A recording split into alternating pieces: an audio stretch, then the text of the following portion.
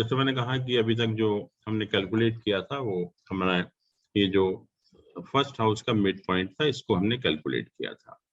और जो भी लग्न की डिग्री आती है, लग्न की degree is nothing but that is the mid point of the first house. और हमें क्योंकि सारे हाउसेस का कैलकुलेट करना है, स्टार्टिंग एंड पॉइंट या उसका एक्सटेंड कहेंगे, कहाँ से शुरू होता है कहाँ खत्म होता है, तो एक पॉइंट से काम नहीं चलेगा, क्योंकि अभी तक तो हमने सिर्फ एक पॉइंट कैलकुलेट किया है लग्न, और वो है mid point of the first house. हम क्या करते हैं कि जो हमारी टेबल ऑफ असेंडेंट है, जिसकी सहायता से हम लोग लग्न कैलकुलेट करते हैं, उसी टेबल ऑफ असेंडेंट में दशम भाव की भी टेबल होती है, दशम भाव की, और उस टेबल की मदद से हम जो 10th हाउस को भी कैलकुलेट कर सकते हैं, मतलब mid point of the 10th house, उसको हम कहते हैं mid point of the 10th house. उसी जो टेबल ऑफ असेंडेंट है उसमें अगर आप देखेंगे तो उसमें दशम भाव की भी एक टेबल है। तो अगर हम जैसे लग्न कैलकुलेट करते हैं, वैसे ही अगर हम 10th हाउस को भी उससे हम कैलकुलेट कर सकते हैं, तो that gives the position of this point. इसको मिड पॉइंट हम 10th हाउस बोलते हैं। अब हमारे पास दो पॉइंट आ जाते हैं, एक ये वाला point mid point of first house, और एक पॉइंट ये which is mid point of the 10th house.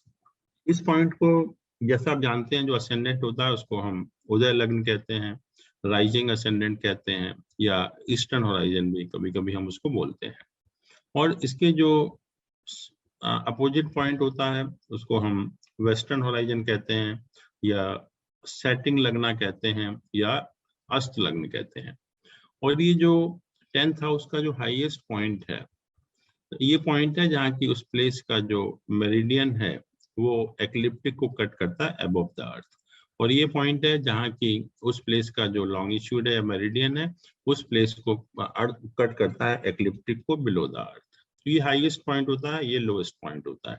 इसको हम मध्य लग्न भी बोलते हैं, या जैनिथ बोलते हैं, या मेरिडियन बोलते हैं। मध्य लग्न बोलते हैं, या मेरिडियन बोलते हैं, या जैनिथ बोलते हैं। और इसको जो लोएस्ट पॉइंट है इसको पटल लग्न कहते हैं, पटल लग्न या लोअर मेरिडियन, या कभी कभी हम नादिर बोलते हैं। Nadir means the lowest point and zenith means the highest point. तो अब जो प्रश्न है कि हमको दो पॉइंट मालूम है, एक पॉइंट ये है और एक पॉइंट ये है। तो इन दो पॉइंट की मदद से हम हर हाउस का स्टार्टिंग पॉइंट, मिड पॉइंट और एंड पॉइंट कैलकुलेट करने की कोशिश करेंगे। बट ये आपको ध्यान रखना है कि ये हमारा 10th हाउस का मिड पॉइंट है और ये हमारा फर्स्ट हाउस का मिड पॉइंट है। और ये जो हाईएस्ट पॉइंट है, इसमें अगर हम 180 डिग्री ऐड कर दें तो we can get this point also. अगर हम इस पॉइंट में 180 डिग्री ऐड कर देंगे तो लोएस्ट पॉइंट आ जाएगा हमारे पास। ये जो पॉइंट है ये mid point of the 4th house होता है, mid point of the 4th house. तो तीन पॉइंट हमें पता लग जाते हैं, ये पॉइंट, ये वाला पॉइंट, या ये वाला पॉइंट, या mid point of 4th house, mid point of 10th house and mid point of the first house. तीन चीजें हमें पता लग गई। अब हम क्या करेंगे कि जब ये पॉइंट मालूम है और ये पॉइंट मालूम है, तो इस आर्क को हम कैलकुलेट कर सकते हैं। This arc can be calculated. इसमें से इसको माइनस कर दिया तो ये पता लग गया कितना आर्क है। ऐसे ही जब इसमें से इसको माइनस कर दिया तो ये वाला आर्क आ गया, ये जो कितने डिग्री का है, 90 डिग्री के आसपास होगा, ये भी 90 डिग्री के आसपास होगा। बट हम कैलकुलेट कर सकते हैं एग्जैक्टली। जब हमने ये वाला पॉइंट कैलकुलेट किया, ये वाला पॉइंट कैलकुलेट किया और ये वाला पॉइंट कैलकुलेट किया, तो ये वाला आर्क भी आ गया from mid point of 10th house to mid point of first house, और ये वाला आर्क भी आ गया mid point of first house to mid point of 4th house. अब हम क्या करते हैं कि इस आर्क को 6 बराबर हिस्सों में डिवाइड कर लेते हैं। जो भी जितना भी 90 डिग्री आया या 85 डिग्री आया, इसको हमने 6 से डिवाइड कर दिया, इसको हमने 6 से डिवाइड कर दिया। तो हमारे पास सारे point mid point of 10th house से mid point of first house तक आ जाते हैं। मतलब जो अगर हम 1/6 ऐड करते चलेंगे तो ये तो mid point of 10th house है, तो ये एंड ऑफ 10th हाउस हो जाएगा। उसमें फिर 1/6 ऐड करेंगे तो mid point of 11th house हो जाएगा। उसमें 1/6 ऐड करेंगे तो mid point of end of 11th house हो जाएगा। उसमें 1/6 ऐड करेंगे तो mid point of 12th house हो गया, और उसमें 1/6 ऐड करेंगे तो एंड ऑफ 12th हाउस हो गया। और ये mid point of first house है ये यहाँ पर जो है। ऐसे ही इस आर्क को, जितने डिग्री का भी आर्क है, इसको हम 6 इक्वल पार्ट्स में डिवाइड कर लेते हैं और यहाँ से जब हम इनको 1/6 ऐड करते हैं तो ये mid point of first house है, एंड ऑफ फर्स्ट हाउस आ गया, mid point of second house आ गया, एंड ऑफ सेकंड हाउस आ गया, mid point of third house आ गया, एंड ऑफ थर्ड हाउस आ गया, फिर mid point of fourth house आ गया। तो हमें सारे पॉइंट पता लग गए mid point of 10th house से लेकर mid point of 4th house तक। तो ये सारे पॉइंट हमको पता लग गए। अब हम क्या करते हैं कि ये जो पॉइंट्स निकाले थे हमने यहाँ पर, ये वाले यहाँ से यहाँ तक, जो mid point of 10th house से लेके mid point of first house तक थे, इनमें हम 180 डिग्री ऐड करते चले जाते हैं। जैसे इसमें हमने 180 डिग्री ऐड किया तो ये वाला पॉइंट मिल गया, यहाँ वाला। इसमें 180 डिग्री किया तो यहाँ वाला पॉइंट मिल गया। इसमें 180 डिग्री ऐड किया तो यहाँ वाला पॉइंट मिल गया। तो इस तरह से जब इसमें हम 180 डिग्री ऐड करेंगे तो we get all the points from mid point of 4th house to mid point of 7th house. तो इस तरह से पॉइंट पता लग जाते हैं। और जब हम इन पॉइंट्स में ये जो निकाले थे हमने mid point of first house से mid point of 4th house तक, जब इसमें हम 180 डिग्री ऐड करते हैं तो हमें ये वाले पॉइंट मिल जाते हैं। ये वाले जो पॉइंट है यहाँ से यहाँ तक, मतलब mid point of 7th house से लेकर mid point of 10th house तक सारे पॉइंट मिल जाते हैं। तो इस तरह से हम देखते हैं कि हमें हर हाउस का स्टार्टिंग पॉइंट पता लग गया, हर हाउस का मिड पॉइंट पता लग गया और हर हाउस का एंड पॉइंट पता लग गया। और ये आप देखेंगे जैसे राशि 30 डिग्री की होती है तो ये 30 डिग्री का नहीं होगा, कम ज्यादा होगा। और जो मिड पॉइंट होता है हाउस का मिड पॉइंट होता है, उसको हम कस्प भी कहते हैं। कस्प, जो हाउस का मिड पॉइंट है उसको हम कस्प कहते हैं। कस्प का मतलब होता है कि अगर हम इसका इंग्लिश मीनिंग देखें कस्प का, तो इंग्लिश मीनिंग तो यह है कि the point joining the two curve. ये मिड पॉइंट नहीं होता। कहते हैं कि जब दो एंड पॉइंट, समझ लीजिए कि दो कर्व को जो ज्वाइन करता है, उस पॉइंट को इंग्लिश भाषा में कस्प कहते हैं। तो कस्प हमारा, हाँ जी, भाव संधि, भाव संधि नहीं, ये कस्प मिड, भाव मध्य है, भाव मध्य, भाव मध्य जो हम बोलते हैं कि या मिड। और जो ज्वाइनिंग पॉइंट होता है उसको हम भाव संधि कहते हैं। जैसे फर्स्ट हाउस का एंड हुआ और सेकंड हाउस का स्टार्टिंग पॉइंट हो गया तो भाव संधि हो जाएगा। और जो मिड पॉइंट होता है उसको हम कहते हैं भाव मध्य एक्चुअली। तो हमने कस्प क्यों कहते हैं इसको? कस्प इसलिए कहते हैं कि हमारे जो वैदिक सिस्टम है, वैदिक सिस्टम में जो हम लग्न निकालते हैं, जो असेंडेंट कैलकुलेट करते हैं, वो हमारा mid point of the first house होता है, mid point of the first house. लेकिन जो वेस्टर्न एस्ट्रोलॉजी है उसमें जो असेंडेंट कैलकुलेट किया जाता है वो मिड पॉइंट ना होके, that is the starting point of the first house, starting point of the first house. तो इसलिए अंग्रेजी के हिसाब से, वेस्टर्न एस्ट्रोलॉजी के हिसाब से वो स्टार्टिंग पॉइंट है, तो इसलिए हम उसको कस्प कहते हैं। बट पॉइंट दोनों में एक ही है। पॉइंट जो है जोडिएक का पॉइंट सेम है दोनों में, वो उनका स्टार्टिंग है, हमारा मिड पॉइंट है, but point is same actually. तो इसलिए हम भी जो है भाव मध्य को कस्प कहते हैं। अब क्वेश्चन ये है कि हमने जब हर हाउस का स्टार्टिंग पॉइंट और एंड पॉइंट निकाला, तो जो प्लैनेट साइन के शुरू में होते हैं या साइन के एंड में होते हैं, या बहुत कम डिग्री के होते हैं या बहुत ज्यादा डिग्री के होते हैं, तो पॉसिबिलिटी होती है कि वो एक हाउस से दूसरे हाउस में शिफ्ट हो जाए, एक हाउस से दूसरे हाउस में शिफ्ट हो जाए। और ये कई बार होता है कि जो प्लैनेट की डिग्री बहुत कम होती है या जिन प्लैनेट की डिग्री बहुत ज्यादा होती है, उनकी पॉसिबिलिटी होती है कि वो हाउसेस भाव चलित में शिफ्ट कर लेते हैं। और जैसा मैंने कहा कि मान लीजिए कि लग्न चार्ट में कोई प्लैनेट 12th हाउस में प्लेस्ड है और आप तो उसके रिजल्ट 12th हाउस के हिसाब से बता रहे हैं, 12th हाउस के, लेकिन जब हमने भाव चलित बनाया तो पता लगा कि प्लैनेट लग्न में शिफ्ट हो गया, तो नेचुरली पूरा का पूरा चेंज हो गया। अब वो 12th हाउस के रिजल्ट नहीं देगा, वो फर्स्ट हाउस के रिजल्ट देगा। या मान लीजिए कि फर्स्ट हाउस में प्लैनेट प्लेस्ड है, आप उसको फर्स्ट हाउस के रिजल्ट बता रहे हैं, लेकिन जब हमने भाव चलित बनाया तो प्लैनेट 12th हाउस में शिफ्ट हो गया, तो पूरे रिजल्ट आपके चेंज हो गए। ऐसे ही मान लीजिए कोई प्लैनेट 9th हाउस में है, तो आप तो कहे जा रहे हैं कि 9th हाउस में है, बहुत अच्छा है, ये है वो है, लेकिन जब हमने भाव चलित बनाया तो वो प्लैनेट 8th हाउस में चला गया, तो उसके पूरे के पूरे रिजल्ट ही चेंज हो गए। या कोई प्लैनेट 8th हाउस में प्लेस था, जब हमने भाव चलित बनाया तो 9th हाउस में चला गया। तो ये तो हमारा एग्जैक्ट तरीका है जो हमने अभी डिस्कस किया भाव चलित बनाने का। बट कुछ लोग शॉर्टकट भी यूज करते हैं। शॉर्टकट इस तरह से, जैसा मैंने कहा कि जो असेंडेंट हम कैलकुलेट करते हैं वो फर्स्ट मिड पॉइंट का फर्स्ट हाउस होता है, मिड पॉइंट का फर्स्ट हाउस होता है। तो हम 15 डिग्री इधर या उधर, अगर हम 15 डिग्री उसके लेफ्ट साइड में लेंगे तो स्टार्टिंग पॉइंट आ जाएगा फर्स्ट हाउस का, और 15 डिग्री अगर दूसरी साइड में लेंगे तो एंड पॉइंट आ जाएगा फर्स्ट हाउस का।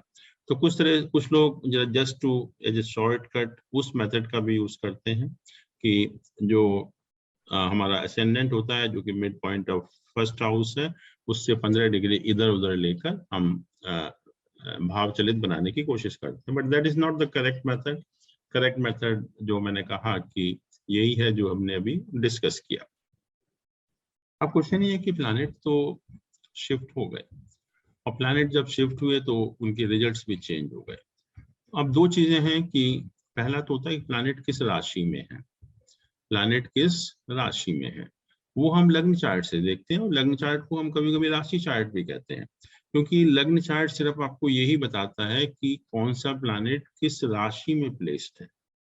बट अगर आपको देखना है कि कौन सा प्लैनेट किस हाउस में प्लेस्ड है, तो हमें भाव चलित का ही इस्तेमाल करना पड़ेगा, क्योंकि भाव चलित ही सही सही बताता है कि हाउस जो है वो कहाँ से शुरू होता है और कहाँ खत्म होता है। तो इसलिए भाव चलित की इम्पोर्टेंस बहुत है, जितनी की राशि चार्ट की है उतनी ही भाव चलित की होती है। इसलिए आप देखते भी हैं कि जो भाव चलित चार्ट होता है वो हमेशा राशि चार्ट के साथ बनाया जाता है, तो जिससे आप साथ के साथ देख लें कि कोई प्लैनेट अपनी पोजीशन तो शिफ्ट नहीं कर रहा, और अगर कोई प्लैनेट अगर पोजीशन शिफ्ट कर रहा है तो आपको रिजल्ट उसके हिसाब से ही बताने पड़ेंगे। और जहाँ तक जैसे मैंने कहा दो चीजें हैं, एक तो प्लैनेट किस राशि में है उसके रिजल्ट आपको मिलेंगे। जैसे मैं कहूँ कि प्लैनेट एक्सॉल्टेड है, सन एक्सॉल्टेड है, 1 नंबर राशि में है, तो आपको पता लग गया कि सन एक्सॉल्टेड है, सन बहुत स्ट्रॉन्ग है। बट जब हाउस की बात आई, अगर मैं कहूँ कि यही एक्सॉल्टेड सन त्रिक हाउस में प्लेस्ड है, यही अगर एक्सॉल्टेड सन त्रिक हाउस में प्लेस्ड है, तब क्या पोजीशन होगी? त्रिक हाउस में होने की वजह से वीक हो जाएगा प्लैनेट। और कहते हैं कि कोई इवन एक्सॉल्टेड प्लैनेट भी जब त्रिक हाउस में बैठ जाता है तो उसके रिजल्ट 0 मिलते हैं आपको, उसके रिजल्ट आपको मिलते ही नहीं। ये अंतर है, ये इंपॉर्टेंस है भाव की, हाउस की, क्योंकि हाउस जब भी हम किसी भी प्लैनेट को कंसिडर करेंगे तो हमें दोनों ही चीजें देखनी पड़ेंगी कि प्लैनेट किस राशि में है और साथ में प्लैनेट किस हाउस में प्लेस्ड है। और हम लोगों ने डिस्कस भी किया था हाउसेस की इंपॉर्टेंस, कि केंद्र हाउसेस होते हैं वो हमारे लाइफ को सस्टेन करने के लिए जरूरी होते हैं, ट्राइन हाउसेस होते हैं वो हमारी लाइफ के प्रॉस्पेरिटी के लिए जरूरी होते हैं, सुख समृद्धि बढ़ाने के लिए जरूरी होते हैं। त्रिक हाउस होते हैं 6, 8, 12, वो हमारे नेगेटिव सिग्निफिकेशंस को गवर्न करते हैं, इसलिए उनको अशुभ स्थान माना गया। फिर उपाचय स्थान की बात की थी हमने 3, 6, 10, 11 कि यहाँ पर ये उपाचय मीन्स के हाउस ऑफ ग्रोथ है, कोई भी प्लैनेट वहां बैठकर रिजल्ट खराब नहीं देता है। फिर त्रिसडाय हाउस की भी बात की थी 3, 6, 11, वो नेगेटिव है फॉर अदर केंद्रास। तो सेकंड और 11th हाउस जो है वो न्यूट्रल हाउस हम लोगों ने कहे थे। तो इस तरह से हाउसेस की इंपॉर्टेंस बहुत ज्यादा हो जाती है। और कहते हैं कि एक नीच का भी प्लैनेट अगर अच्छे घर में बैठ जाए, मान लीजिए लग्न में बैठ जाए, तो उसके रिजल्ट आपको कम से कम 40-50% मिलेंगे। लेकिन अगर एक उच्च का प्लैनेट अगर खराब हाउस में या त्रिक हाउस में चला जाता है तो उसके रिजल्ट आपको बिल्कुल 0 मिलते हैं। और इसके अलावा जो हम मिड पॉइंट की बात कर रहे हैं, बार बार भाव मध्य की जो बात कर रहे हैं, भाव मध्य का क्या मतलब है? भाव मध्य का मतलब होता है कि that is the point of maximum activity of that house, कि उस हाउस की जो सबसे ज्यादा जो एक्टिविटी होती है, गतिविधियां होती हैं, वो उसी पॉइंट के आसपास घूमती है। क्या मतलब हुआ कि मान लीजिए कोई planet mid point of the house placed है, near to the mid point of the house, इसका मतलब वो प्लैनेट उस हाउस को बहुत ज्यादा इन्फ्लुएंस करेगा, उस हाउस के लिए बहुत इंपॉर्टेंट प्लैनेट हो जाएगा। और अगर कोई प्लैनेट अगर स्टार्टिंग पॉइंट पर है या एंड पॉइंट पर है तो वीक प्लैनेट हो जाता है उस हाउस के लिए। लेकिन अगर कोई भी प्लैनेट अगर एग्जैक्टली मिड पॉइंट के आसपास प्लेस्ड है तो उस हाउस के लिए वो प्लैनेट बहुत स्ट्रांग हो जाता है। ऐसे ही जब हम ट्रांजिट के रिजल्ट देखते हैं, ट्रांजिट के रिजल्ट, तो गोचर में जब प्लैनेट मिड पॉइंट पर आता है तो उसका जो इन्फ्लुएंस है उस हाउस पर सबसे ज्यादा होता है, और जब शुरू में होता है या एंड में होता है तो उसका इन्फ्लुएंस उस हाउस के ऊपर कम होता है। तो जो भी हम कस्प की बात करेंगे, भाव मध्य की बात करेंगे या mid point of the house बात करेंगे, तो आप सोच कर चलिए कि वो पॉइंट उस हाउस के लिए बहुत इंपॉर्टेंट है, उस हाउस की जो मैक्सिमम एक्टिविटी होती है उसी पॉइंट के अराउंड होती है। कि अगर कोई प्लैनेट अगर भाव मध्य पर प्लेस्ड है तो उस हाउस के लिए बहुत एक इम्पॉर्टेंट प्लैनेट बन जाता है, या जब कोई भी प्लैनेट ट्रांजिट में भाव मध्य के ऊपर आता है तो उसका इन्फ्लुएंस उस हाउस पर सबसे ज्यादा होता है। सर एक और हाँ जी सर एक एग्जांपल डाउट देके पूछूं समझाएंगे। सर, इधर एक डाउट पूछूं। हाँ पूछिए पूछिए। सर एक डाउट ये है कि मान लो कि एक सेकंड हाउस पे एक योगा हो रहा है लग्ना चार्ट के वजह से। हाँ मैं अभी आ रहा हूँ उसके ऊपर आ रहा हूँ। ओके। तो एक हाँ वो कंप्लीट कर लेते हैं पहले। तो एक तो ये हो गया कि हाउस से शिफ्ट हुआ mid point of the house. दूसरा यह है कि जितने भी एस्पेक्ट हैं, जितने भी योग हैं, वो हम लोग लग्न चार्ट से ही देखते हैं, क्योंकि वो बेसिकली जो योग होते हैं उनका मतलब एक पर्टिकुलर पोजीशन ऑफ जोडियक से होता है। एस्पेक्ट होते हैं वो जोडियक से ही होता है उसका मतलब। तो जो भी हम एस्पेक्ट देखेंगे, जो भी हम योग देखेंगे, वो सिर्फ लग्न चार्ट से ही देखेंगे। योग हम भाव चलित से नहीं देखते। भाव चलित का सिर्फ एक पर्पज है, सिंपल पर्पज है, जो बहुत इस तरह समझ लेना चाहिए कि प्लैनेट किस हाउस में है, इसके अलावा उसका कोई पर्पस नहीं है।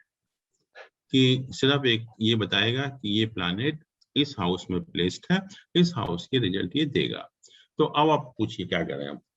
सर एग्जांपल देके सर समझाएंगे। मेरा ये डाउट ये है, जी मान लो कि एक योग सेकंड हाउस में हो रहा है लग्ना चार्ट के वजह से। जी ओके। और अब हम यदि भाव चलित देखेंगे तो ऐसा होता है कि ये दोनों प्लैनेट योग फर्स्ट नहीं हाउस बने। में हो रहा है। हाँ तो यही मैंने कहा कि जो योग हम देखते हैं वो लगन चार्ट से देखते हैं, जो भी हम एस्पेक्ट देखते हैं वो लगन चार्ट से देखते हैं, जो भी हम डिविजनल चार्ट बनाते हैं वो लगन चार्ट से बनाते हैं। तो भाव चार्ट का सिर्फ एक ही पर्पज है कि कौन सा प्लैनेट किस हाउस में प्लेस्ड है, किस हाउस के रिजल्ट देगा, बस। सर इस बाकी पे एक चीजें क्वेश्चन। कंजंक्शन है, एस्पेक्ट है, योग है, युति है, वो सब हम लगन चार्ट से ही देखते हैं। अच्छा, सर इस तो पे ये कुछ क्वेश्चन योग था मेरा। अभिषेक जी एक मिनट। हाँ जी अभी तो ये एक योग सेकंड हाउस में हो रहा है तो वो जी सेकंड हाउस का ही रिजल्ट देगा। हाँ बिल्कुल, अगर वो यहाँ बन रहा है मान लीजिए कोई, तो वो इसी को मानेंगे, इसी हाउस में जो है। अच्छा योग का जहां तक सवाल है उसी हाउस में मानेंगे, लेकिन जब इंडिविजुअल प्लैनेट के रिजल्ट की हम बात करेंगे तो वो हाउस अगर शिफ्ट हो जाता है तो अपने जो जहाँ शिफ्ट हुआ उसके रिजल्ट देगा। अच्छा okay okay, thank you sir. हाँ सर, ये सर का ही कंटिन्यूशन में क्वेश्चन है। जैसे जी अगर प्लेनेट आगे या पीछे चला जाए, हम्म ठीक है, उस हाउस से कोई भी प्लेनेट का है, सपोज जुपिटर सेकंड हाउस में 15 डिग्री का है, जी ठीक है। अब वो पीछे आ जाता है, या क्योंकि वो अगर एक जोडियाक का देखें तो देखे 30 डिग्री की एक साइन होती है सर। जी अब 30 डिग्री का मिड पॉइंट हो गया 15 डिग्री, जुपिटर है 15 डिग्री का, अब ये पीछे आ गया, 15 ये डिग्री पर आगे। चेंज नहीं करेगा। अगर कोई प्लैनेट 15 डिग्री पर है तो it can not change the house. नहीं, मैं पूछ रहा हूँ सर, तो डिग्री कंसेप्ट फॉलो होगा क्या भाव चलित पे, कि मैक्सिमम रिजल्ट किस हाउस का देगा, पीछे का देगा कि आगे का देगा, या उस हाउस का ही देगा? ये देखिए दो पूछना था। चीजें हैं। मैंने कहा कि जो प्लैनेट शिफ्ट करते हैं वो जब भी करते हैं कि प्लैनेट या तो शुरू में हो या एंड में हो राशि के, ठीक है। राइट। तो बीच वाला तो कभी शिफ्ट नहीं कर सकता। और दूसरा यह है कि एक हाउस में दो राशियां हो सकती हैं, एक हाउस में दो राशियां भी हो सकती हैं। जी बिल्कुल सही, ऐसा है, हाँ, देखा तो है बट मैंने। हमें सिर्फ ये देखना है कि जो प्लैनेट है वो किस हाउस में प्लेस्ड है, that is more important, and there is no other use of Bhav Chalit. Result अच्छा उस बाकी हाउस पे देगा। जी, ठीक है।